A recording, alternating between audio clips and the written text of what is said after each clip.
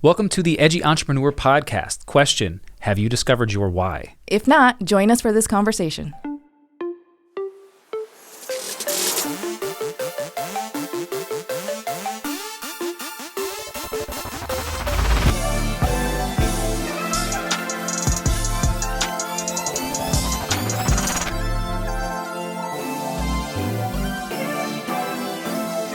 Welcome to the Edgy Entrepreneur Podcast, where we believe that if you're not focusing on your mindset and your personal mastery, you are leaving 80% of your business on the table. We are your co-hosts. I'm Daniel Tribby. And I am Coach Oriana Guevara. Hey, Oriana. Hi. How are we doing today? I'm doing great. How are you? I'm wonderful. I am excited to do this third part in this series on self-mastery and what that journey looks like. So far, to recap for our listeners, we've gone into step one of our self-mastery journey, which is the process of discovering where you are currently. Yes. And being okay with some of that, but also hating some of it, right? Right. And taking an assessment, an inventory, right? You need to know where you're at currently. And a decision to change that. Absolutely. Yeah. And then in our second step, we talked about, well, where do we go? So I'm at this point, I'm going to go to the next point, and what does the next 12 months of my life, it was going to be the best year of my life, what does that look like? Sure. How do you envision a future that you actually want, especially once you've done the inventory and you realize, okay, there's areas that I need to grow, there's areas I've been neglecting, there's things in my life I don't want anymore. Right, absolutely. And I think in our third part today, I believe that this is one of the most, if not the most important discussions to have is, why do you want to go there? Yes, it's such an untangible. People can get emotionally attached to the vision and the ideas, the excitement that it generates inside of you. And you're like, I want that thing, right? I want that business, that relationship. But then they don't connect it to why. A reason for why they want that, Yeah. Or better yet, like you always say, they're not connecting their why to their life purpose. Correct. Right. And Even I always, bigger. I follow that up and I say, well, if you're not pouring gas on that flame that's burning inside you and you're just snuffing it out, then people are going to be able to sniff it out. People are going to be able to tell that you're not really living in that purpose in that moment and in that why. Well, because it's not authentic, right? No, not at all. Not at all. So if we're going to talk about why, like what is, let's talk about the difference between the why and the life purpose first. Let's identify what those two are. So what is that difference between why and life purpose? Okay. This is my opinion, right? And so what I've seen, what is my understanding throughout my life journey. Which is valuable. Thank you. Personally, I feel that everybody's life purpose is the same. And that's to be in meaningful, helpful service to one another, right? We all came here to be in meaningful, helpful service to humanity using our gifts, skills, talents, expertise, right? All of that. Now, so what that means is that the way that you go about and anyone else goes about their life purpose of being in meaningful, helpful service to humanity is going to be different than how I go about it, right? Because I'm going to use my authentic skills, talents, gifts, God-given abilities, right? You're going to use yours. So when we talk about like life mission and how people actually go about living their life purpose, that's where we all are unique and different in all of the most beautiful ways. But I truly believe that life purpose is the same for everyone, but the why, just like life mission, is different for everyone. Yeah. So I love that. It's specific to the person. It comes from you and your heart. It's something that you're emotionally connected to. It's something that, it generates a feeling inside of you. And it should be emotional, right? Yeah. And this is something that if you are thinking to yourself, well, I'm going to do this because this is my why, but that why doesn't bring that tear or that tingle in the back of your throat or that deep gut, it should evoke an emotion. Yeah. And some people are just doing it because they have a materialistic outlook, right? So what you said was, your life purpose should be to help people in general. When you put somebody else in front of yourself, that's a very purposeful thing to do. And people can feel that because it's authentic. But when you're putting materialism in front of that, that's tangible as well. People feel that, right? So if you're going because you have a materialistic outlook on your why, then you're not really honoring that fire inside of you, right? Oh, it's so much bigger than that too. The way it shows up, it's like that desperation behind the sale.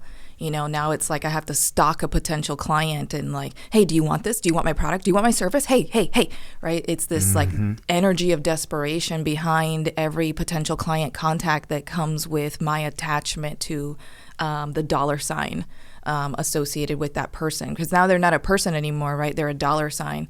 And that's and we'll get into a lot more detail and depth here, but like when I talk about a why with my clients, I talk about what I call a hard why. And a hard why is, really it's even more than just like, why do you want this? You could say, oh, I want this because I want to help people. Like, okay, and what else is there? Because your why, for one, it's so much bigger than you. And for two, it's so much bigger than any material shit that you might want to possess at any different point in time. The fact of the matter is that, if you're doing what you're doing because you want nice things and material possessions and to grow your bank account, I'm not saying that there's anything wrong with wanting to have nice things. I believe that we were all born to live in abundance and that abundance is our birthright. But that's the secondary effect, but right? It's right. That's like something that comes from living in your purpose, meaning creating value in the marketplace and giving money a reason to flow into your life experience by the creation of value. If you're focused on just like getting a better house, better cars, better this, better that, what's going to happen is like as soon as the road gets tough, and damn sure that it will, because you're going to bump into all the barriers and roadblocks in your own head, right? Much less what's out there for you. As soon as that stuff starts happening, you're going to start to think things like, oh, you know what? I don't really need that. I don't really need that new Or it's not car. as satisfying, right? Right. I don't really need this thing. I can wait to get that, right? And then all of a sudden, you're actually using your why to create excuses for not taking action. Oof, right? So good. And telling yourself like, I can wait a little longer before I make that. Yeah, and I want to touch on what you said about I want to help people as a why. And I have the opportunity to work with a lot of healthcare providers. And I ask them, well, why are you a cardiologist? Why are you an OBGYN? Why are you a physical therapist? Well, I want to help people. Okay, come on. Like, let's go deeper. No shit, you want to help people. Everybody who's in medicine wants to help people. But what is the vision, which is the term I usually correlate with why, is your mountaintop. What is your mountaintop? You didn't become an oncologist because magically you decided cancer was a bad thing. You wanted to help people. Typically, it's because you had someone in your family that was close to you that suffered with this long-term disease and that maybe passed away. And your why is because you didn't want to have other families feel what you felt. That's a deeper reason to do something great with your life purpose, right? And so when we think about our why, we have to go to the mountaintop. If you imagine yourself standing on the mountaintop, excuse me, if you imagine standing on the mountaintop looking out at this beautiful view, what is it that you see?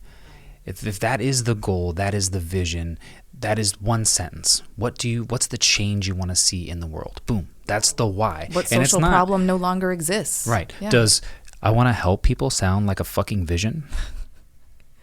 It's not compelling. It's not at all. It's not compelling. It doesn't push you to help a specific number of people. It doesn't push you towards any kind of specific level of impact, right? And if you are a purpose-driven, heart-centered entrepreneur and you have a purpose-driven business, then you are about impact. Exactly. It's like, do you want to help 3 people or do you want to help 1,000, 1 million people? And value with that impact. Right. Like, and we're not talking about followers here. We're talking about creating fucking impact in people's lives, right? Transformation, right? Healing, things that change the legacy and the trajectory of a person's life and for generations thereafter, right? Like, that's what the fuck I'm about. Yeah. Like, if you want followers, show your nipples. Like, that'll get you the followers. But if you want to create impact and change in the world, be authentic.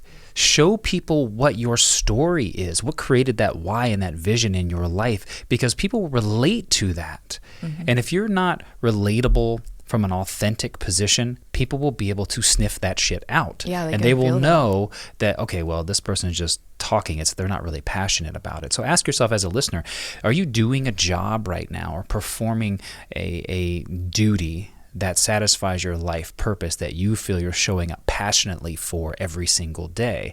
And I bet the majority of you might think to yourself, well, probably not, because we've been programmed to do and be sheeple, so to speak, right? So if I'm thinking to myself, okay, well, I'm not living in my life purpose, right, or my why, how do I discover that? I don't really know what that is. How do I discover it? How do I find it? Man, you got to go within. You got to go within. It's a process of discovery, of understanding the self, which I think we're going to get into in our next episode with a lot more depth and detail. But, you know, from my experience and quite frankly, what I know to be true from my life experience as a coach and as a woman, the vast majority of people that are out there are walking around and they don't know who they really are, much less what they want. Right. You know, they've never been told that there are even options to be able to choose from in terms of, you know, what I call like the buffet spread of life. Like they don't even know they have choices.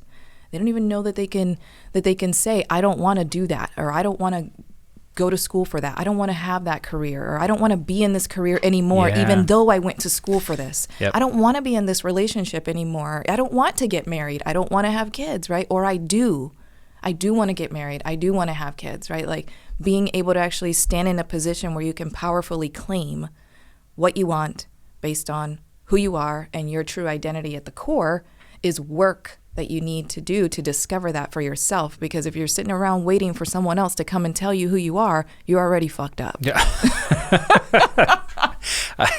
And you know, and at one point you were there and so was I. Yeah, right. Man. We're sitting back going, why the fuck am I doing this every day? Bro, I lived this first 35 years of my life living a very successful lie. Yeah. And it was, I mean, and I felt this as a 21-year-old graduating college and getting my first job, right? I graduated college at 21 as a healthcare provider.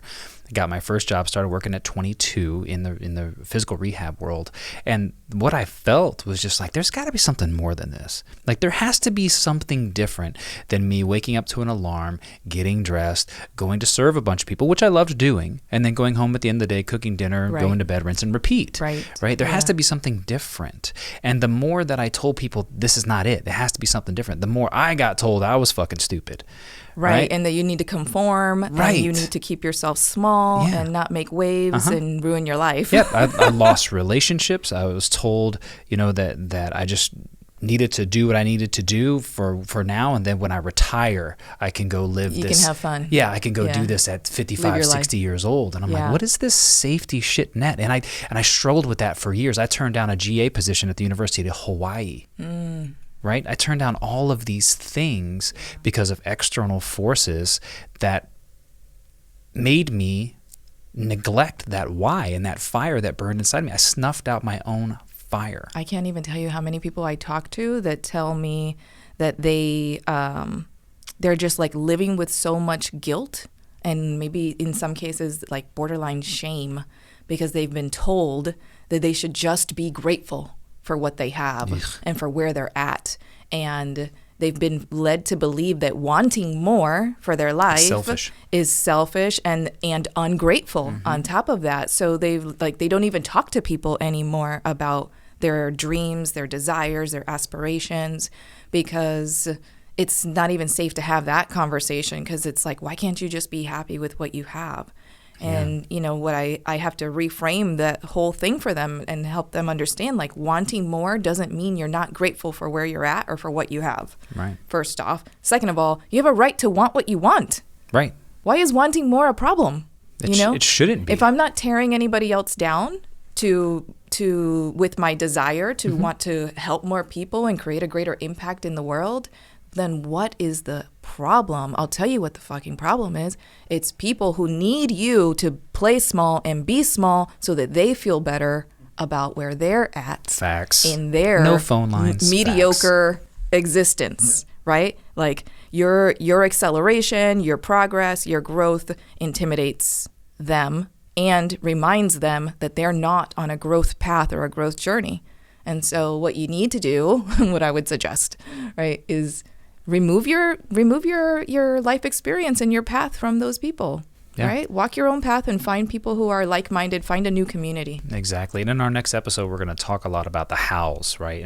And how to rid yourself of the negative mindset that's in your space, right? And you mentioned dreams though. Let's go dreams for a minute. Yeah. Why do so many people have dreams that then they don't take on? And why is it, oh, you're a dreamer?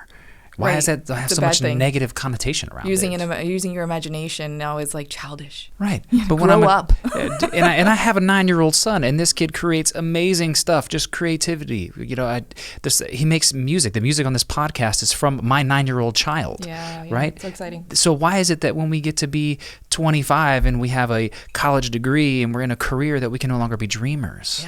Yeah. Right? Every one of you listening to this has a dream or had a dream or wanted to be something, or you wake up and it's the first thing that's on your mind every single day. That thing typically is your why. It is your fire. And you have to ask yourself, are you snuffing it out every day to go live a life that's meaningless? Or are you pouring gas on that thing to light that fire and live that meaningful life? Yeah. Right? So the other thing you mentioned was about retirement, right? Like the waiting. It's like live this rat race life and just hurry up and wait until you get into retirement, right? When you're older, maybe you have worked so damn hard, so damn much that you're like not physically as healthy as you were, like as able as you were, right? Able-bodied, what I mean, to be able to travel and actually live and enjoy traveling or whatever it is that you want to do. But we're like programmed into this mindset, like, no, you wait to do those things. You know, you wait until you retire. I'll tell you, like, if your why is focused around getting to the point in time in your life where you're going to work less, you're not going to be willing to face the challenges that are inevitable today. You know, you're not gonna. That's the whole thing about the why, is like it serves as a screen that helps you filter what you're going to say yes to, what you're going to say no to, what direction you're going to actually walk on, and what opportunities you're going to take on, what opportunities you're going to reject. Like, it helps you filter all that stuff out and understand, like, is this going to get me closer to my vision? Does doing this represent me staying in alignment with my life mission and purpose, right? Is saying yes to this going to take me off track? And maybe it will take you off track, but at least you know that, like, you get into it knowing this is going to take me off track. Yeah. And I'm going to allow that for some period of time. And I'm going to own that and take full personal responsibility over the fact that I'm going to get off track in this thing, most likely. But I'm going to come back, right? Like, here's my plan to come back to that. Like, whatever you do, I'm not saying it's good, bad, right, or wrong. I'm not putting judgment on it. I'm saying just freaking own it. Yeah. And when you discover that why and you're using it as a filter for every decision that you make, then you get really good at saying no to the stuff that doesn't serve you. Yeah. Right? Yes. And too many of you are just saying... the best things about it. Yeah. Too many of you are just saying yes to say yes to things because you don't want to let people down. Right? Yeah. You want to serve others, so you say yes consistently to things that don't serve you. Or because it sounds like a good way to make money. Right, right. And so that's the one thing I see people do. And the other thing that I see them do is that when it comes to living in that life purpose and owning their why, it's hard. It's complicated. It's complex. It's outside of the box. That's why it's the road less traveled. It's uncomfortable. Yeah. But so many of you love your 40-hour-a-week job, your paycheck, my house, it's predictable, my dogs, my kids. It's easy and it's comfortable, but all the while you're dying inside because you're not feeding the why. Well, you're living in self-betrayal is really what that is. And it feels like shit. And it has to feel like shit because your spirit can't get down like that, right? Like your life has a greater purpose. You know, spiritually, deep down inside at your core, you know that. You know that you're not living in alignment with it, and there's no way it can feel good. You know, so a lot of people want to, you know, they'll go to work with a coach, right? And like what they want is like, help me feel as good as I can feel in this life that I built around a false identity and a lie. And I'm like, that's not how this works. Yeah. I want you to make me feel good about the ways I'm fucking up, not make me feel bad and help me progress to the next phase of my life. Help me feel good within my inauthentic life experience. Right. That's not how I work with people. Right. It's awful, and it's everywhere. Right? It's everywhere, from people trying to sell you the next best thing to get your business to the next level, but you're not thinking to yourself, what do I need to do with me to change me, to better me? Right? You're looking at the external all of the time. Right? We talk about this a lot, you and I do. Stop trying to change the world around you and fucking look at yourself. Change you. If you're inviting the bullshit into your life, you're the common denominator, damn it. Yeah. Like you have to change you. You want something different from the external, then start looking at the internal and the way that you show up. Oh, right? 100%. Yeah. I mean, when I talk to people or even just when I use the phrase change agent, like becoming a change agent in your life, or recognizing yourself, that part of your identity that is a powerful creator. Like, what does that actually mean? Like, what do people hear me saying, right? Like what I'm saying is you own it. Whatever it is that you're manifesting in your life experience, you are creating that because you are the creator of your life experience. You're the architect of your life. So you can place whatever judgmental words around it that you want, good, bad, ugly, great, whatever, amazing. I hope it is amazing for you. But the fact of the matter is that 100% of the time, it's you manifesting and creating it. Nobody's coming into your life experience to create anything. They're just players in the game. That's all they are. Yeah. But you got to own what you allow. Exactly. And you mentioned that. So when you're owning what you allow, right? How does that align with your own values for yourself? Because values is a big thing at every step in this process. Step 1, 2, 3, and then our next episode is step 4, the last step in that self-mastery process. But how do you find your own values and use those as a way of identifying in your why? Yeah. I mean, for me, I tell people, I'm like, your behavior leaves clues, but only 100% of the time. Like you can tell easily what people value by how they behave, right? What they spend money on, what they create time for or don't. People will say that they value certain things, and it's all the things that they think that the world and people around them want to hear. I value good health and honesty and healthy relationships. Well, I eat my McDonald's and don't work out. Right? They'll tell you all the stuff that they value because they think it sounds good. And you look at their life, and it's like, well, you don't spend time on that thing. You don't spend money on that thing. You don't spend energy on that thing or in that place, that part of your life. You don't grow yourself in that way. You don't invest in your business in that way. You don't invest in yourself in that way. So why do you say you value that? Right. So actually when I do values work with people, a big part of that, and it's part of the growth process. So it kind of like it has to shock your system in a way. And so I help them go through the experience of that shock to the system in as compassionate as a way of possible. But they need to see that they're living a life out of alignment with what they say they want to value. And until they see that huge gap between I want to value this, but I'm doing this, until they see the gap, you can't close it because you can't take ownership over anything. It's like once I saw like I want to be a person that lives in full integrity, right? And that I value integrity as one of my top values, then that meant that I had to either start doing or stop doing certain things in a certain way in every aspect of my life, right? In my relationships, with my money, in my relationship with myself, right? In my business, in every way, right? I had to redefine like, okay, what does being a woman and a person of integrity look like and feel like for me? And it's nobody else's value system, right? It's your own. And you cannot feel bad about your value system, right? If you're living in alignment with it and it's serving you, right? If you have a value system that's not serving you, right, then you probably need to take a look at how that value system is aligning with your day-to-day and your why. Yeah, well, you probably took on values from someone else. You're probably upholding values that someone told you that you should, and they're not really yours. There's reasons people do that. And you need to tell those people to fuck all the way off so you can form your own values, right? And align those with your why, with your purpose, your passion, your desires to serve, help, whether that's via a product or a service-based type of business, which is what we're obviously talking about here.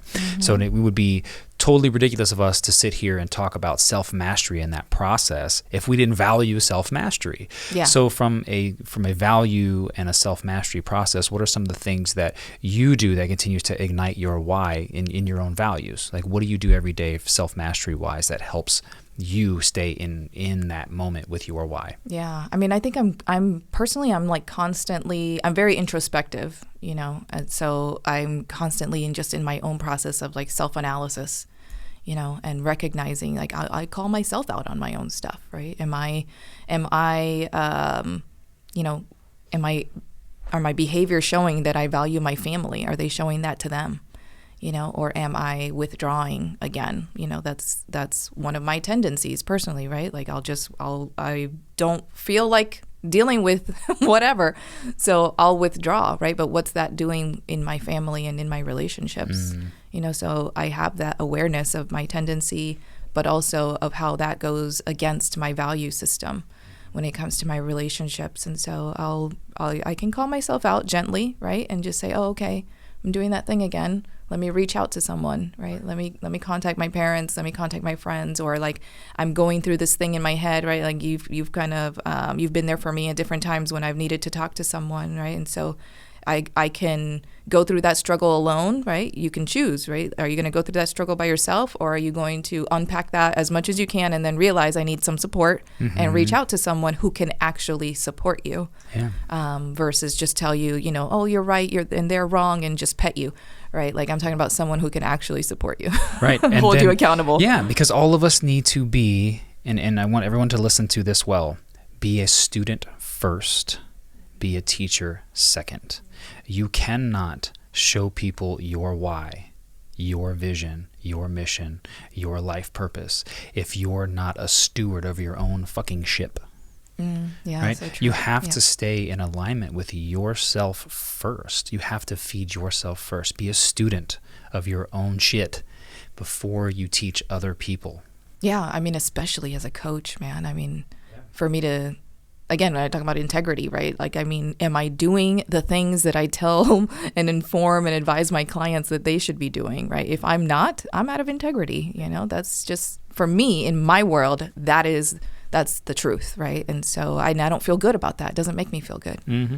And you have to, use your why as a reason to continue to develop yourself, right? So if your why doesn't drive you to change on a personal level, it's not strong enough. You didn't go deep enough. Right. You stayed superficial. Right. If it's not compelling you to look in the mirror and challenge your own stuff and seek out healing for your pain and your traumas and your stories that you're attached yourself to.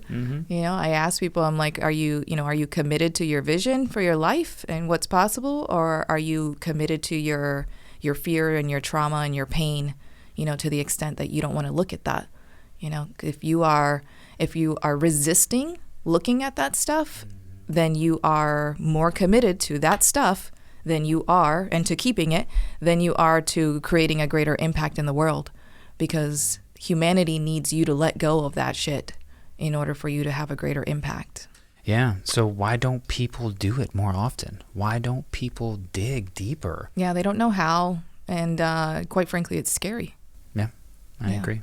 I agree 1,000%. So what have you seen? Oh gosh, excuse trains. That's all it is. I can't because I am now involved in this, or because I'm married and I have a family. I can't because my family wouldn't approve. I can't because I wasn't raised that way, which to me is nothing more than you copping out on and snuffing out your own fire and your own flame, right? Or I haven't learned enough yet. I haven't done this yet. Oh yeah, not ready. I gotta go this route. I gotta Very do this common yet. limiting belief. I'm like, bitch, if you don't fucking do, you're gonna be stuck in this circle of continuous doubt forever. You're going to make excuses. You will be 75 years old and looking back on your life and thinking, what did I do with myself?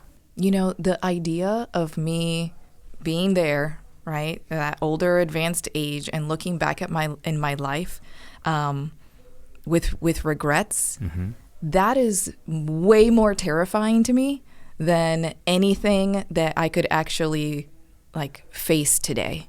Any of that shit in my ego that's like, oh, I'm not ready to show up on camera. Oh, I'm not ready to do this presentation. I'm not ready to talk in front of a group that big. I'm like, any of those stupid ass stories that basically just come from the ego, me facing any of those fears is so trivial and nothing compared to the idea of me laying in my bed, my deathbed possibly at some point in time, and looking back and going, man, shoulda, coulda, woulda, shoulda told that person I love them, shoulda taken that chance, shoulda traveled to that place, right? Shoulda done whatever it was that I wanted to do, right? So here's the question that all of you need to answer. If you are standing in front of your maker, whatever you believe in, we're not here to discuss your religious preferences, but if you're standing in front of your maker and they ask you, what is it that you did in your life with the gifts that I gave you?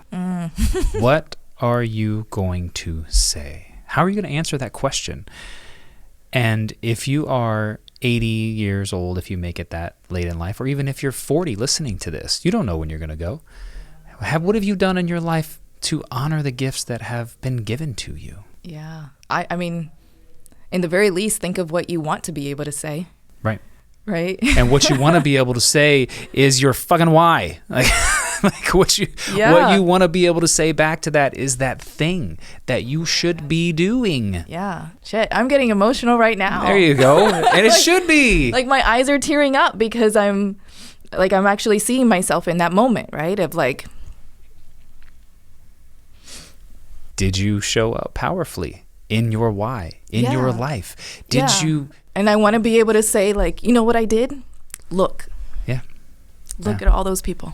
That's what I did. Exactly. And that is, so for all of you listening to that, you got to take into account how you're going to answer that question. Because at the end of the day, that is the life purpose. That's the fire. That is the why behind the reason you're put here on this planet, is to answer that question. And I'll say one more thing about it. You know, if your life vision and your why combined isn't compelling enough, right, to like bring you to tears like I am now. I love it.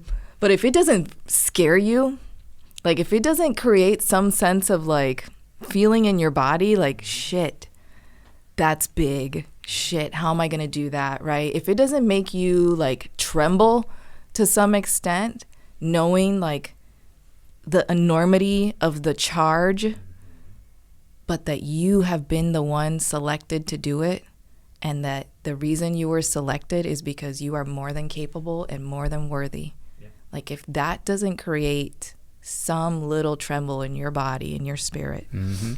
We were put here to not have basic bitch lives.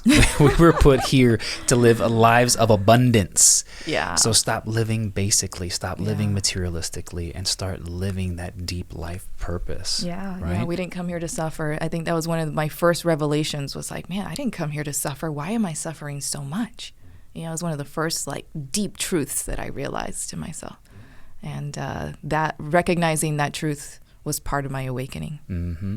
Which is part of that realizing who it is you need to become, right? Which we're going into. Stick with us, guys. Next episode, we're going into that. Who do you need to become and how do you get there? So, but as we round this one out, let's answer the big question here, right? So what was your biggest aha moment in discovering your why? Or if you even wanted to share your why with us or with me or anybody who's listening. Yeah, I mean, my why is to end violence in the world. And how I am going to do that is by supporting men's healing and men's growth and work, because I truly believe that when men are healthy, women and children directly benefit from that. Wow. Yeah. I love that. And I want to pick this one piece out here, and I'm going to relate it back to something I said at the beginning. Your why is a mountaintop. It is the change you want to see in the world. And you said, my why is to end violence. That is huge. That's not, I want to make $1 million. I want to help 10 people grow their business. Like, this is huge. Like, this is really, really big. And I want all of you to understand when you listen to this, that if your why is not that big and not that compelling, it will not feel magical when you get there. You will feel lackluster when you get there. It should almost feel unattainable. Yeah. It should scare you.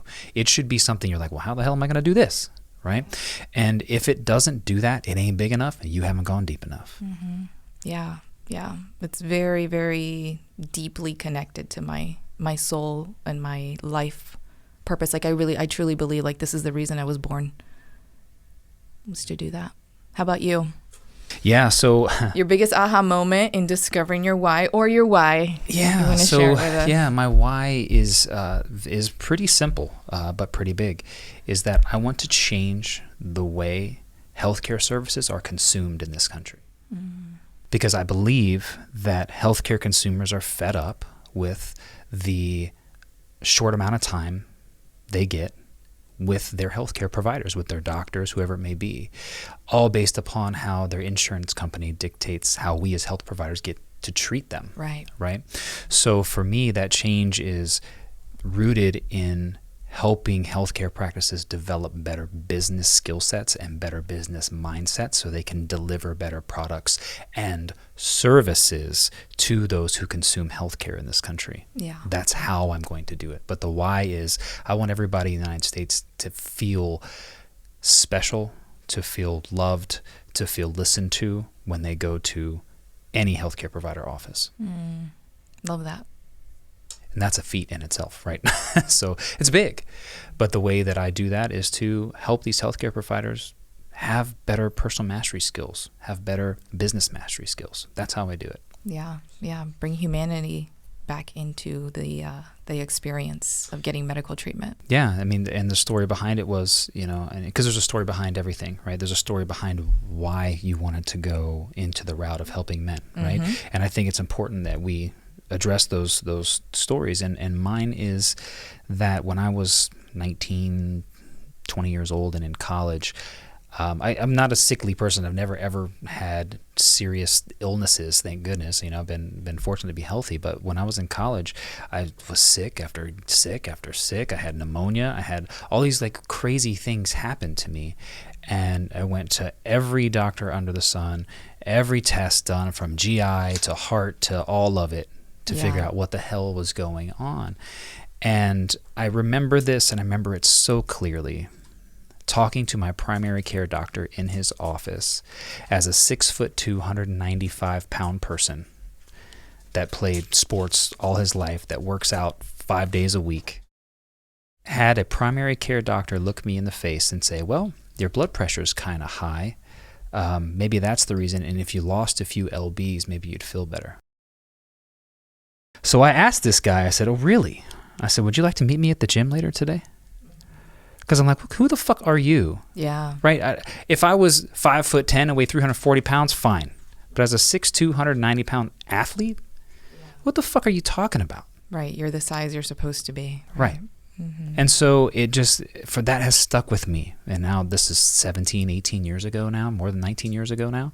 And that's just stuck with me. And I'm like, what kind of, And so I don't want anybody to ever feel like that when they go to a doctor or any healthcare provider, any healthcare service. I've definitely have felt like that when I've gone to doctors. Yeah, like they're blaming you.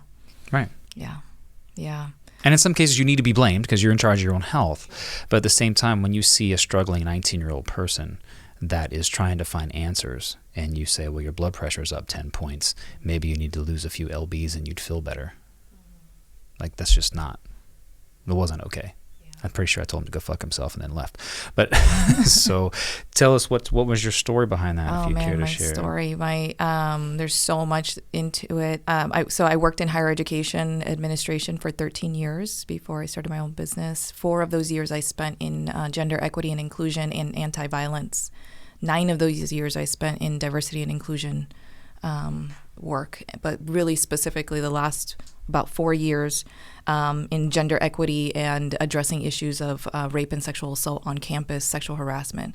And that exposed me to a lot about, what our young people were experiencing, like on college campuses everywhere, and all of the gaps in the communication skills, in the relational skills, in the ability to claim personal autonomy and authority even over their own bodies, right? And I saw so many cases of rape and sexual assault that just I can't say that there's any one that I saw that couldn't have been prevented in some way or another, right? And I just saw the huge gaps in the way that men were treated and the women were treated in those spaces and in those conversations. And I kept looking around and thinking, who is qualified to have this conversation that needs to be had with the men? And kind of wondering, hey, who on campus can have this conversation? Obviously I can't have it because I'm a woman, so we need a man to have this conversation. And I disqualified myself for a long time from being I think I still showed up as a powerful force and ally for the men on my campus. I really do think that they would say that. But I also know within myself that I could potentially have done more to be more present in the conversation about men's health and healing, and men's supporting men in these relational experiences that they were having, because they were being victimized just as much. So powerful. And so I just finally claimed my my role, not just in the conversation, but like in creating a movement. Mm-hmm. You claimed your why right there. Yeah. After resisting it for quite a long time, because it was scary and because I did disqualify myself for a long time. So, sometimes your why and your life purpose is something you discover just from experience, right? You look at the world, you see some degree of injustice or something that just like you cannot live being okay with that thing in existence. And you're just like, I must do something about this. I must take action. And when I finally claimed that part of my God-given role was to take action on that and to be a vocal leader in that conversation, even as a woman, right? So I'm not telling men how to be men. I'm supporting men's health and healing from my perspective as a feminine woman. That's what I'm doing, right? And once I got super fucking clear on that, then I could claim it. Then I could step into it.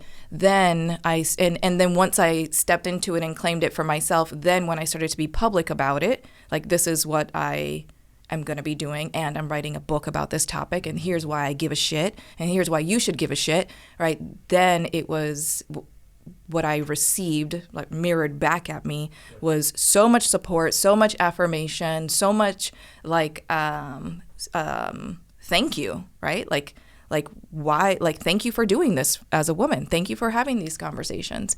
And that showed me that I was going down the right path, that was what I needed to be doing. Yeah. That's such a powerful story. And all of you listening to this have a powerful story that has altered the way that you think, or has made you feel like if you could change something, you would. And a lot of times that change is aligned directly with that life purpose, that fire, and that why. So I encourage all of you, as we wrap this episode up, to take a look at what that story is for you and what that why is for you. And if you've enjoyed this episode, please like, comment, share, and review it. And we would greatly appreciate that. And in the next episode, you're going to hear a little bit about how you move towards the final step in your self-mastery. What are the steps you need to take to create this new, I dare to say new person, because you're not creating a new person, but you're creating a new outlook. Evolution. Yeah, the evolution. So, evolution of you. Yeah, so that's going to be our next episode. So thanks everybody for joining in with us today on the Edgy Entrepreneur Podcast. Yeah, thank you everybody for joining. If you enjoyed this episode, please share it with people, and come back and see us on the next one.